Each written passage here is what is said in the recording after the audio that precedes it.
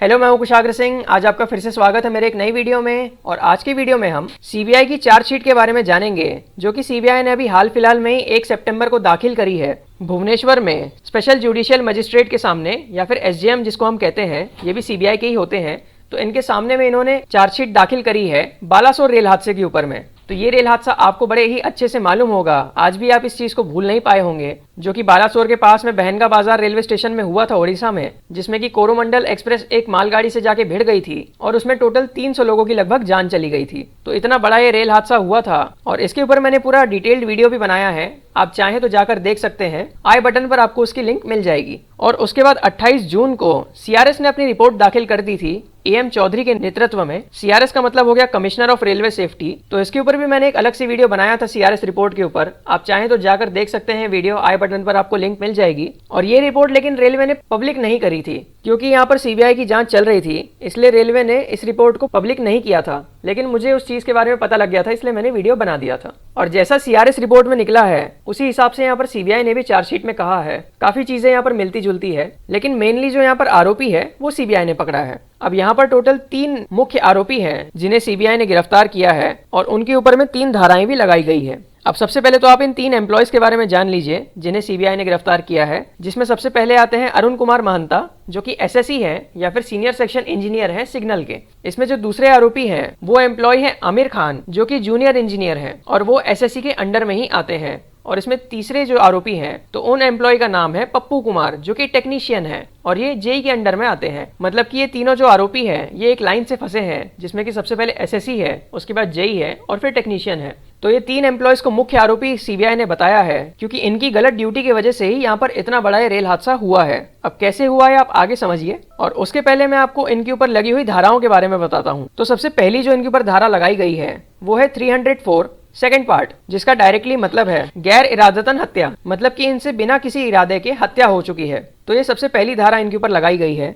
दूसरी इनके ऊपर जो धारा लगी है वो है 34 रीड विथ 201, जिसमें कि इस चीज का उल्लेख है कि इन्होंने सबूतों को नष्ट करने की कोशिश करी है अपने पूरे होशो हवास में। मतलब कि इन्होंने अपनी गलतियां को मिटाने की कोशिश करी है, सबूतों को मिटाने की कोशिश करी है, और वो भी जान मान के। और यहाँ पर जो तीसरी धारा इनके ऊपर लगती है वो सेक्शन 153 लगता है रेलवेज एक्ट का, जिसका मतलब ये है कि पैसेंजर रेलवे सेफ्टी को बाईपास करना या फिर जानबूझ के रेलवेज के पैसेंजर्स की सेफ्टी को नजरअंदाज करना। तो ये तीसरी धारा इनके ऊपर यहाँ पर लगाई गई है। तो अब आप यहाँ पर ये 3 धाराएं भी इनके ऊपर समझ गए होंगे कि क्या क्या लगी है। और साथ ही साथ मैं आपको बता दूं, सीबीआई ने लगभग सारे एंगल्स की यहाँ पर इन्वेस्टिगेशन करी है और उसके बाद ही ये रिपोर्ट यहाँ पर दाखिल करी गई है। हम लोग बहुत दिनों से इंतजार भी कर रहे थे कि सीबीआई की रिपोर्ट आखिर कब आएगी, क्योंकि सीआरएस रिपोर्ट तो यहाँ पर ऑलरेडी काफी पहले आ चुकी थी। साथ ही साथ मैं आपको बता दूं, सीबीआई ने यहाँ पर सारे के सारे टेक्निकल इश्यूज भी देखे और साथ ही साथ ह्यूमन एरर्स भी देखे। तो जितनी चीजें यहाँ पर हो सकती थी उन सब पर ध्यान दिया गया, और उसमें मेनली जो पाया गया वो ह्यूमन एरर है, जिसमें कि ये 3 आरोपी मैंने आपको बता ही दिया जिनका उल्लेख है यहाँ पर चार्जशीट में।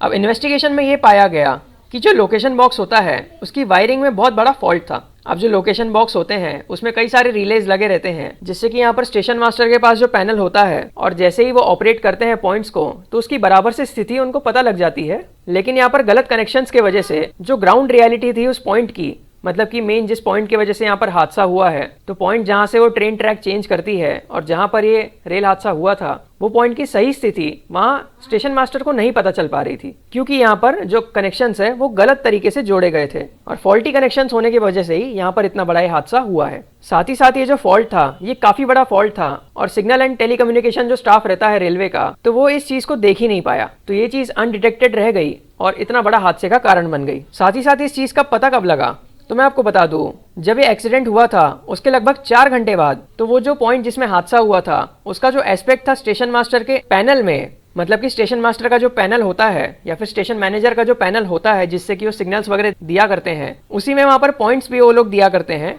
और जो पॉइंट जिसमें एक्सीडेंट हुआ था उसका इंडिकेशन उसमें नॉर्मल बता रहा था। अब आप ये चीज सोचिए कि भाई वहां पर एक्सीडेंट हो चुका है ऑलरेडी, उसमें पॉइंट भी टूट चुका है, पॉइंट की मशीनरी भी टूट चुकी है, पूरी तरीके से वहां सब कुछ डैमेज हो चुका है, और उसके बावजूद एक्सीडेंट के 4 घंटे बाद भी वो जो मेन पैनल है उसमें पॉइंट की स्थिति वहां पर नॉर्मल बता रहा है। तो यहाँ पर आप समझ ही गए होंगे कि ये कितना बड़ा फॉल्ट था कि वहां पर ग्राउंड रियलिटी का पता ही नहीं लग पा रहा था कि आखिर वो पॉइंट किस डायरेक्शन में लगा है, जिस कारण से यहाँ पर इतना बड़ा ये हादसा हुआ है। साथ ही साथ अब जो मैंने वीडियो बनाया था पहले, उसमें मैंने आपको बताया ही था कि यहाँ पर लेवल क्रॉसिंग में काम चल रहा था और वो काम भी इन्होंने बराबर से नहीं किया था। ये जो काम था ये मेहता के सुपरविजन में ही चल रहा था, लेकिन उसमें बराबर से काम नहीं किया गया। गलत सर्किट डायग्राम्स यूज किए गए, जिस कारण से यहाँ पर सर्किट भी इन्होंने बराबर नहीं जोड़े थे। और ये चीज उनकी डायरेक्टली ड्यूटी में आती है कि बराबर से कनेक्शंस जोड़े जाएं और उनको चेक भी किया जाए, लेकिन ये चीज वहां पर प्रॉपरली ना होने की वजह से गलत कनेक्शंस जोड़े गए, फॉल्टी कनेक्शंस जुड़ गए और जो चीज जैसी होनी चाहिए थी वैसी बिल्कुल भी नहीं हुई,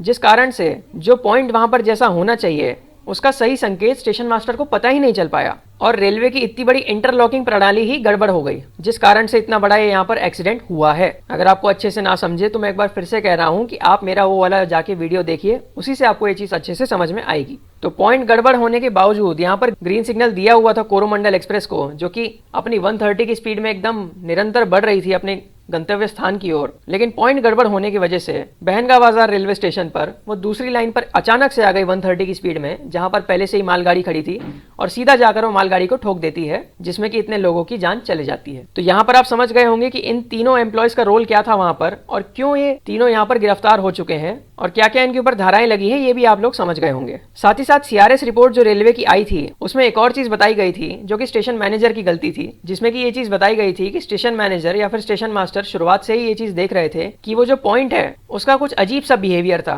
मतलब कि जैसा नॉर्मली पॉइंट लगते हैं वैसा वहां पर नॉर्मली नहीं लग रहे थे। तो पहले से ही यहाँ पर गड़बड़ी का एहसास तो उन्हें हो ही गया था, लेकिन उसके बावजूद उन्होंने इस चीज को इन्फॉर्म नहीं किया और इतना बड़ा ये रेल हादसा हुआ है। अगर एटलीस्ट स्टेशन मास्टर भी इस गलती को पकड़ लेते, वहां पर अगर वो ये चीज समझ जाते पैनल से कि वो पॉइंट बराबर से काम नहीं कर रहा है, हर चीज में वो बराबर ही लग रहा है, तो उतने में ही अगर वो कंप्लेंट डाल दिए होते तो यहाँ पर रेल हादसा नहीं होता। लेकिन उनसे भी ये चीज नजरअंदाज हो गई, जिस कारण से रेल हादसा हुआ है।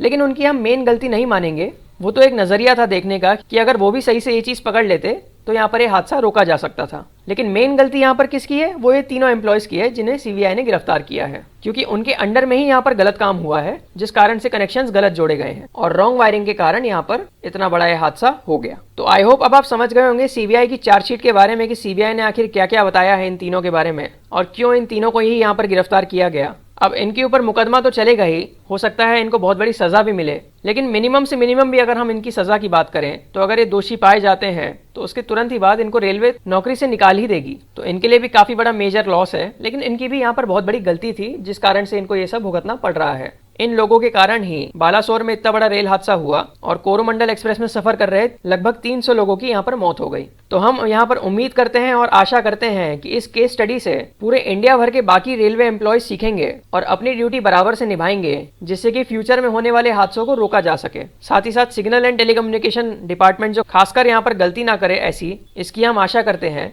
और भगवान से प्रार्थना भी करते हैं कि इस तरह का रेल हादसा दोबारा ना हो, जिसमें कि इतने सारे लोगों को अपनी जान गंवानी पड़े। तो अगर अभी भी आपको कुछ डाउट हो तो आप कमेंट सेक्शन में पूछ सकते हैं। अगर वीडियो पसंद आया हो तो लाइक सब्सक्राइब शेयर जरूर से करें।